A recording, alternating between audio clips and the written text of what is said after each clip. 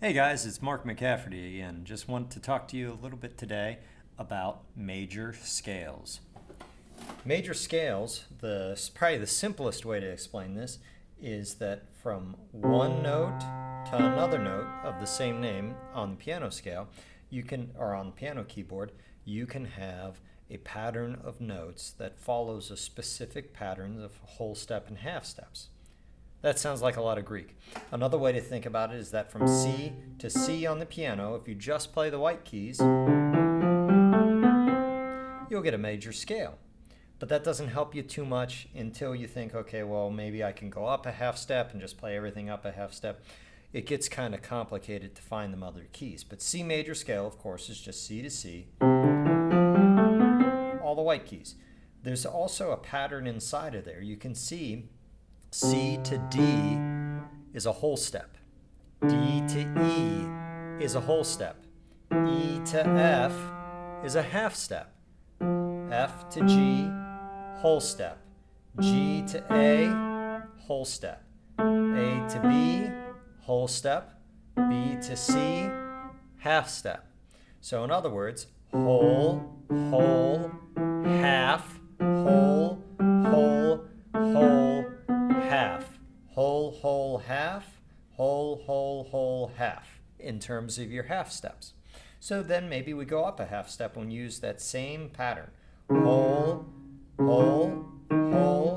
half, whole, half. And then we get our D flat major scale.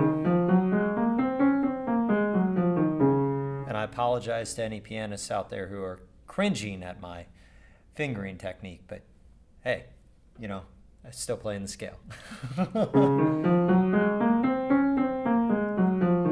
Right? You can do the same thing in D. You just find the whole steps and half steps. D, whole step, half step.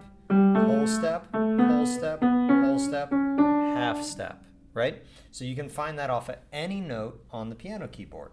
Maybe F. Here's our F. Whole step from F is G. Whole step from G is A. The next one's a half step. Half step from A is B flat. Whole step from B flat is C.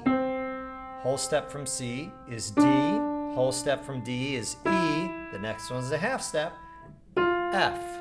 You can also hear it. So say I played this for the F major scale. Oh, we heard that was out. It should have been here.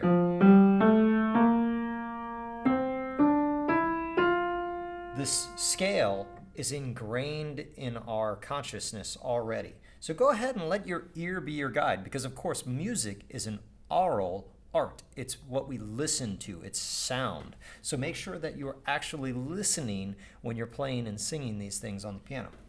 Another thing to think about with the major scale, and there's a handout and stuff on this that you can find, and a listing of these syllables. But you can also sing the major scale. Of course, you could sing it on La.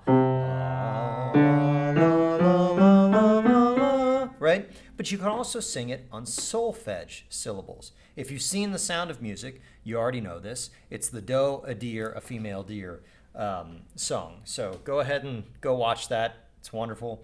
Love that movie. Anyway, but if you're on C, and I'm going to sing it down here because that's where my range is. But if I'm here, it's going to go do, re, mi, fa, sol, la, ti, do.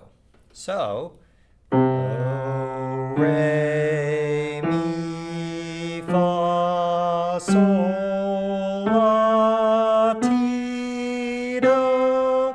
And of course back down. Do, ti, la, sol, fa, mi, re, do. Now some might ascribe to fixed do, where do is always C.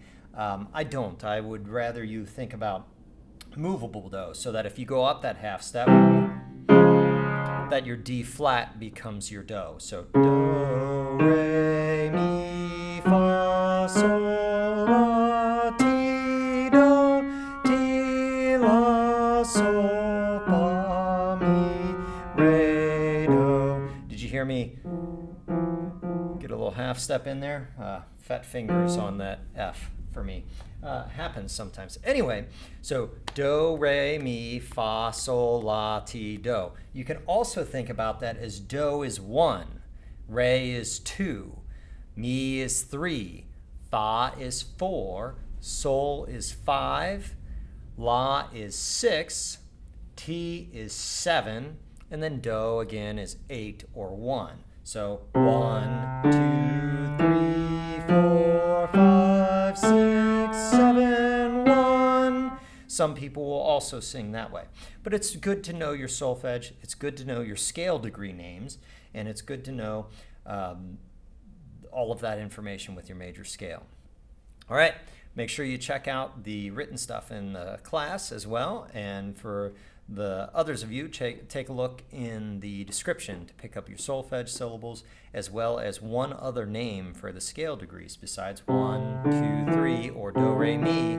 There's also tonic and supertonic and mediant and submediant and all those kinds of things as well. So check the description for that and a nice little chart. And we'll see you then.